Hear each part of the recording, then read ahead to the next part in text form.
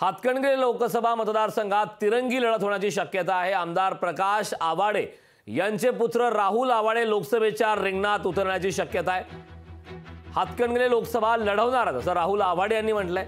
तर या ठिकाणी विद्यमान खासदार धैर्यशील माने, राजू शेट्टी आणि राहुल आवाडे यांच्यात आता तिरंगी लढत होण्याची शक्यता आहे।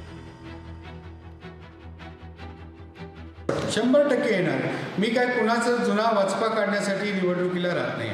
मी निवडणुकीला राहतोय हे लोकांचे प्रश्न सोडवण्यासाठी आणि लोकांच्या अडीअडचणीसाठी, माझ्या मतदारसंघाच्या विकासासाठी आणि ताकदीनं लढून लोकांचे प्रश्न 100% मी सोडून दाखवू शकतो। अपक्षच निवडून आलो। ज्यावेळी मी रेंदा जिल्हा परिषद निवडणूक लढवली त्यावेळी निवडून येत असताना माझ्यासमोर महावीर घाटांसारखे भाजपच्या चिन्हावरती आव्हान होतं। इथं परवाची विधानसभेची निवडणूक आवाडे साहेब आमच्या नेत्यांनी लढवली, त्यावेळी सुद्धा भाजपचे उमेदवार होते आणि उमेदवार आम्ही, आमची ताकद आहे, आम्हाला विश्वास आहे। आल्यानंतर निवडून आल्यानंतर लोकांच्या हितासाठी काम करून जे सरकार जे लोकांच्या हितासाठी काम करेल त्यांच्याबरोबर आम्ही